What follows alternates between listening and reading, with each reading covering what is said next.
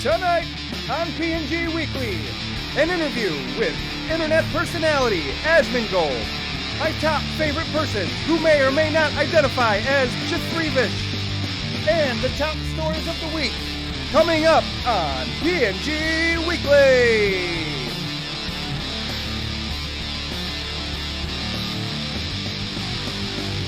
Welcome to P&G Weekly. I am your host, Freddie S. Let's get into the news. Our first story.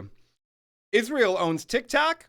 Oracle, owned by Jewish billionaire Larry Ellison, is now partial owner of Tik Tok along with Andreessen Horowitz and Silver Lake. Mysteriously, some users are finding censorship surrounding certain topics and emojis. The juice box emoji is now banned. Now many emojis may be banned. Here is a sampling. No entry, kite, rat, lying face, vampire, okay? Tucker Carlson revealed his 4-part plan to fix the relationship with Israel on his SS Express Edition podcast last week. The 4 parts: marriage counseling, self-guided trust-building exercises, a couples massage, and spicing up the bedroom with a little foreplay and sexy lingerie. Cute. Government shutdown with a side of Taco Tuesday. The government has shut down last week, and no one would have noticed except for the sombrero memes. Official government accounts are posting these helpful memes, which provide stability to the country and offer hope to its citizens in these troubling times. These officials obviously have your best interests in mind, especially now that Ghislaine may get her pardon. I'm going to need a drink. Garçon, 2 soft-shell tacos and 2 shots of tequila, please. Federal troops deployed in American cities. Some of our nation's cities are horrified to learn that federal troops and National Guardsmen will be deployed in their backyards. Chicago, Portland, and Memphis are set to have the Zog troops descend upon them, as it is stated that ICE needs assistance and crime is out of control in these areas. As expected, some district judges are trying to block the order, and some, like Chicago Mayor Brandon Johnson, have filed lawsuits to block the deployment as well. Do not think for a moment that this won't be turned against you on U.S. citizens, because if you support this now, then you are begging for it to happen to you when a less sympathetic administration gets in. My sweet baby Tay-Tay, Taylor Swift, has released a new album about marriage and happiness, much to the dismay of thoughts who are aging out of the dating marketplace. A masterpiece of cringe, Taylor has secondhand CTE, and disgusting and anti-art are some criticisms that have been lobbed at the album.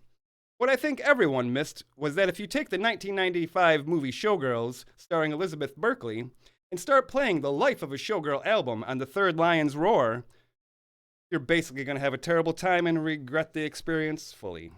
Canceled Netflix is trending, again. We're trying to push some gross new pedo stuff, again.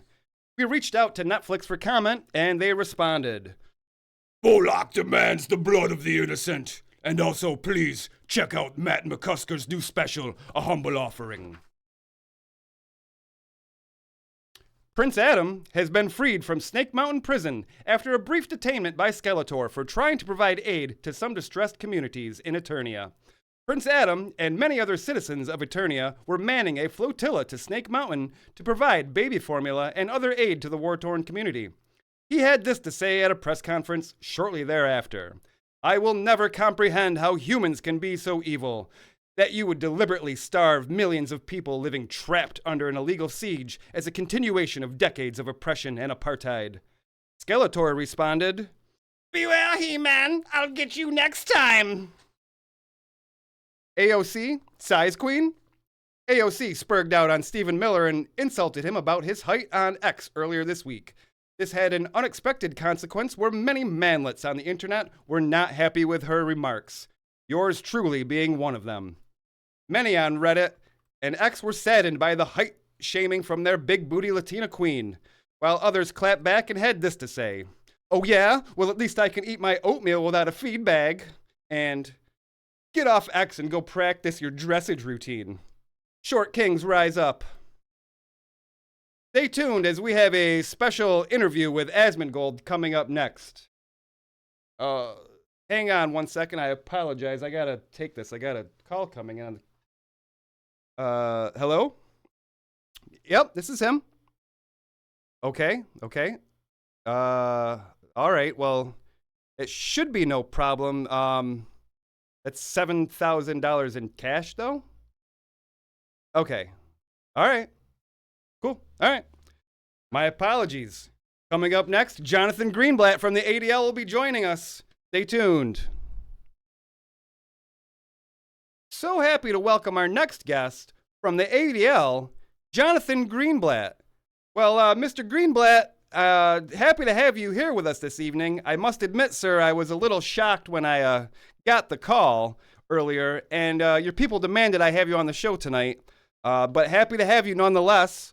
Sir, tell me, have you been happier now that TikTok has been purchased by Jewish billionaire Larry Ellison? Has there been less anti-Semitism on the platform, in your opinion? Less anti-Semitism? No, absolutely not. In fact, the anti-Semitism levels have been rising off the charts. Take a look at this graph. Hang on, I'll send it over so you can share it on the screen. You got it? Yeah, got it, sir. Okay, good. Now look here, the levels are in fact going up and over the chart, as you can see here. Then it goes to this overflow area that I like to call the cesspool. Oh, I see all that. these emojis swimming in the cesspool? Yeah, I see them down there, sir. Did you make that graph yourself? I mean, it's very informative. There has been a lot of emoji talk recently. We actually covered it a little bit in our earlier segment. Any thoughts on future emojis that could be banned on the platform? Oh, absolutely. We want to ban many of these emojis. What about this cute goat? You think I worship Baphomet? Banned. Pizza slice. You think Israel or Mossad has something to do with Pizzagate? Banned. Makes sense. Bagel with cream cheese. Do I need to even say why? Banned. Birthday cake? Cookies? You want to put me into an oven? Banned. When we get done here, there will be a great group of multicultural, inclusive emojis for the world to use, like brown square and green parallelogram. Oh, yeah, yes, I see. Okay, well, moving on. I've heard you and Bibi yourself mention the importance of X.com. Do you have any plans for that platform as well? Oh, yes, of course. We are monitoring it every day for anti-Semitism. In fact, we just published a list to CNN with the top anti-Semitic voices on the platform. Oh, yeah, I'm pulling it up right now. Peters, Jake Shields, Dan Blazarian, to name a few. Sorry, Freddie, you didn't make the cut this time, but we have our eyes on you. Your post history is not so great. Not too friendly to the Jewish people, Sir, I don't mean anything by those posts, obviously. They're just jokes, bro. In fact, my aunt married a Jewish man. He was awesome. He taught me how to play chess. I really only concern myself with the level of influence the Israeli government holds over the U.S. and its politicians. Which leads me to my next question.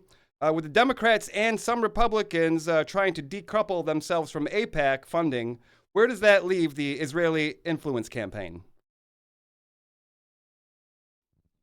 What is with these questions? That's it. I didn't want to do this on our first meeting, but you are leaving me with no choice. Freddie S., you are hereby the anti-Semite of the week. Disgusting goy. Lucky for you, we are handing these out as fast as we are killing the Palestinians in Gaza. Good day. You gotta be kidding me. Oh my God, this is such an honor. I am in complete and utter shock. Oh, sir, thank you so much.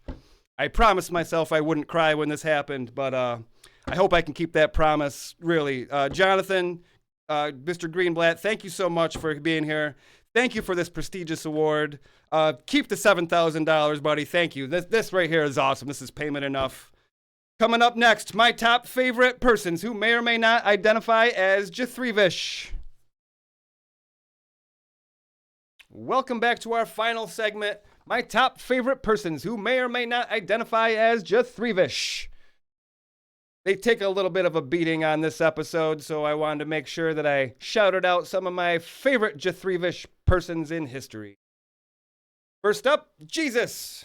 I won't say too much. I don't want to come off as pious, but I like Jesus. That is who I choose to follow. I have many vices, but I still try to follow this man as close as I can. do the best I can. Bobby Fischer spoke out against Zionism and very critical of Israel and the U.S. governments, and was an early voice calling out the Jewish influence of American politics. Adam Sandler seems like a good dude. Makes fun movies for families with no overt messaging. Just dumb jokes. Respectable. Alex Stein, Primetime 99. Seems like a good dude, just wants to make a scene using comedy as a weapon. Dave Smith, probably one of the more reasonable voices. Anti-war. His jokes might not hit all the time on Legion of Skanks, but if he's good enough to be hanging out with self-professed white supremacist Louis J. Gomez, then good enough for me too. Norman Finkelstein, very outspoken on the Israel state and the war in Gaza. Admittedly, I do not know much of his history besides Jimmy Dore, but he's been on there a few times and made very reasonable arguments against the Israeli state. Very rational voice. Mandy Patinkin, another outspoken voice, specifically more about the war in Gaza, but Princess Bride, come on, he's a good one. My Uncle Al. My Aunt Nancy married Al Solberg. He was a very good man. He taught me how to play chess. They didn't live close, but every time I spoke with him at holidays and such, he was a very positive influence.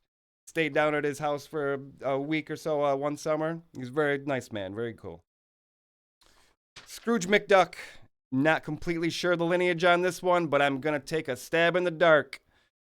He adopted his nephews. He took them on adventures. Tried to teach them good moral lessons. It's okay in my book. Thanks for joining us. This has been P&G Weekly. I am Freddie S. We'll see you next time.